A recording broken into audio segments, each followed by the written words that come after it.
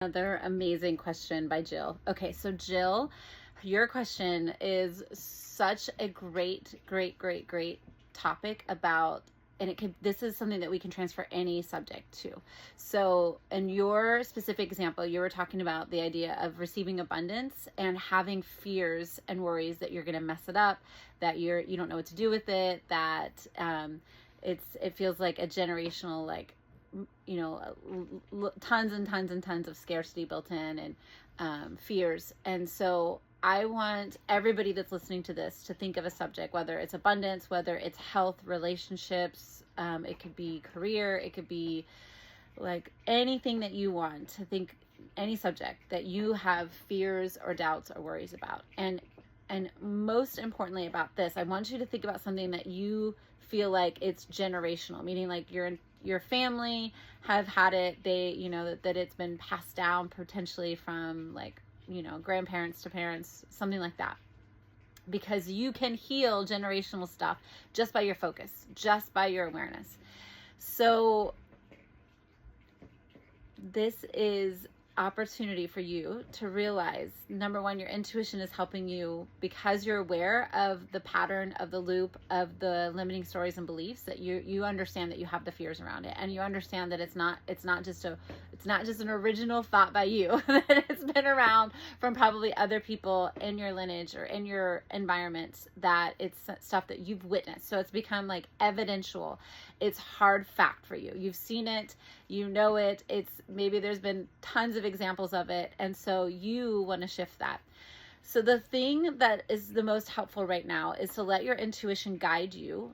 So your intuition guided you to this because that's like, you're aware of it. So I want to congratulate you.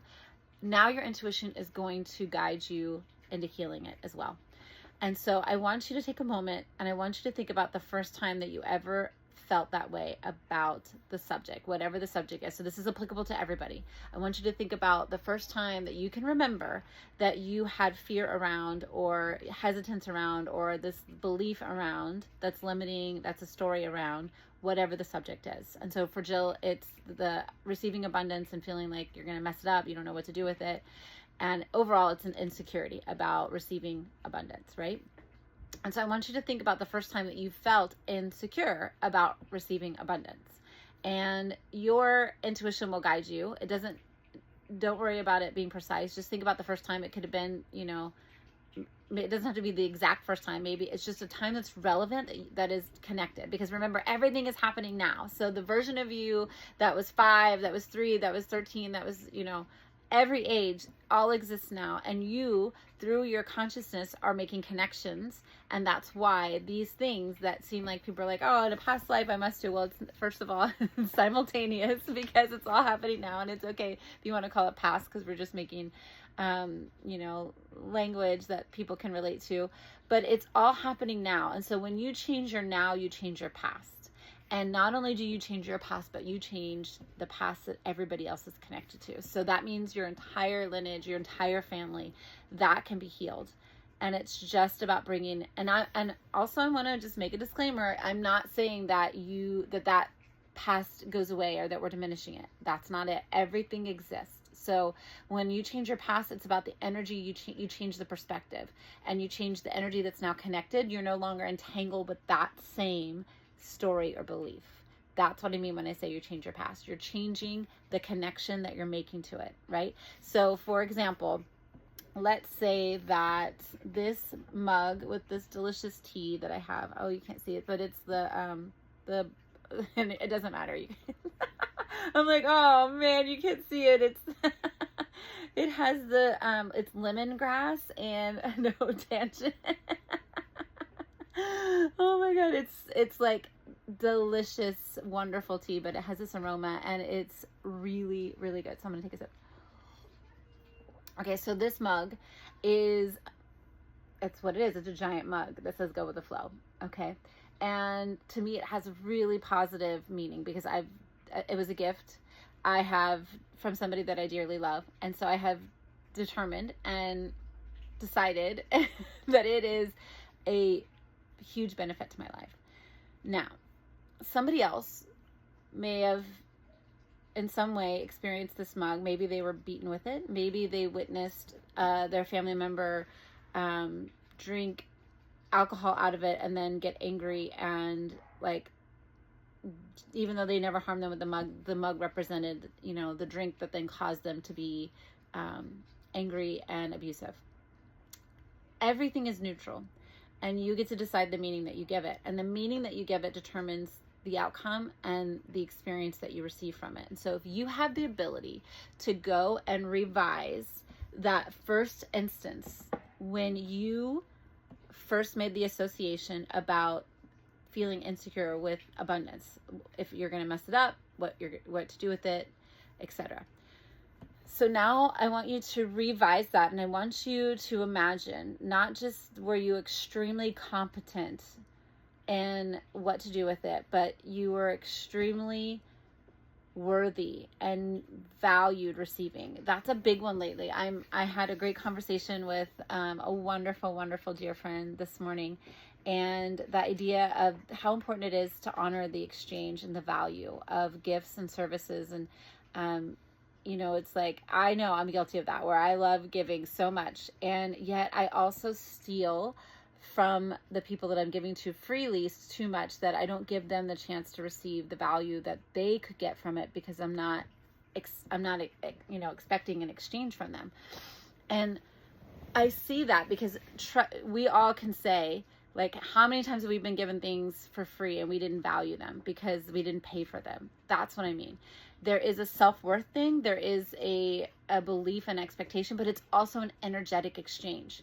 It is important to give a value for what you receive. Whether it doesn't have to necessarily be money, but it can be of like trades. It can be of like a beautiful handwritten poem. It can be like so many things. It doesn't have to be an actual currency of tangible, like specific currency. It could be many different types of currency. Sometimes presence is the best currency. Attention is the best currency. Like somebody positively focusing on somebody else's behalf is one of the best gifts that you can give. Okay.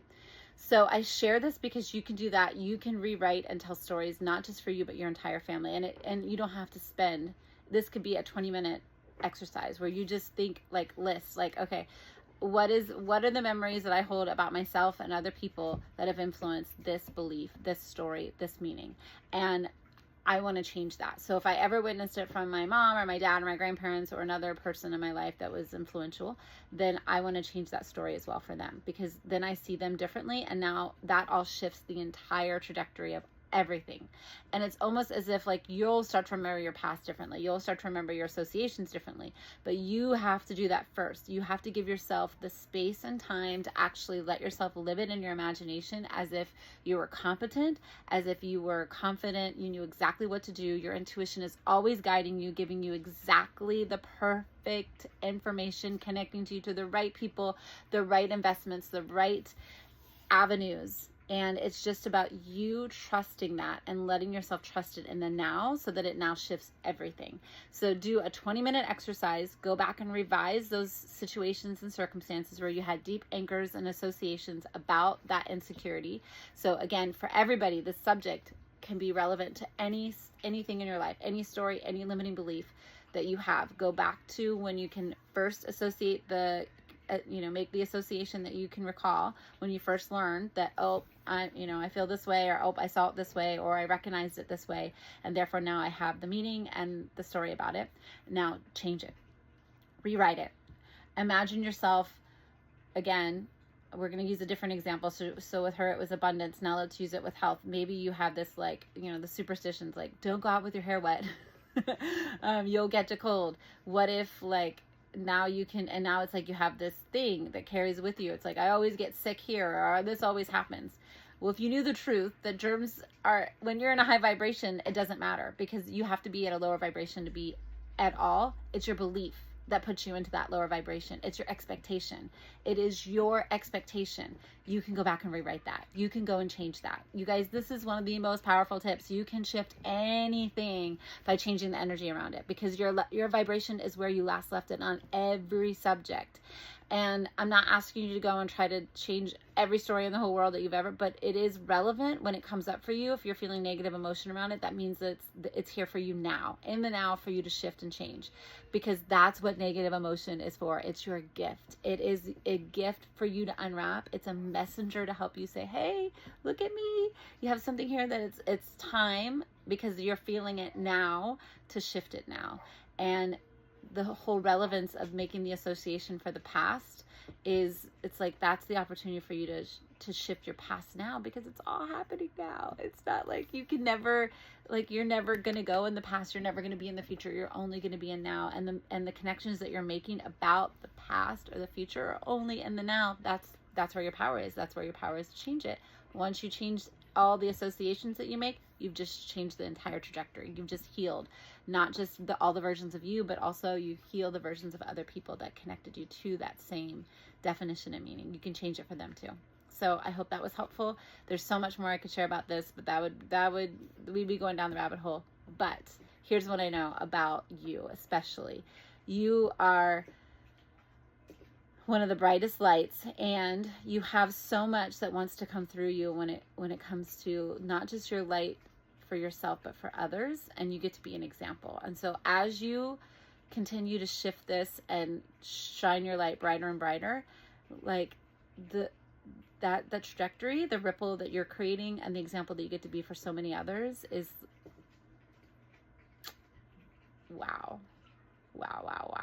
So that was relevant for everybody. I wasn't just talking to her. I was talking to all of you when I said that. All right. I love you.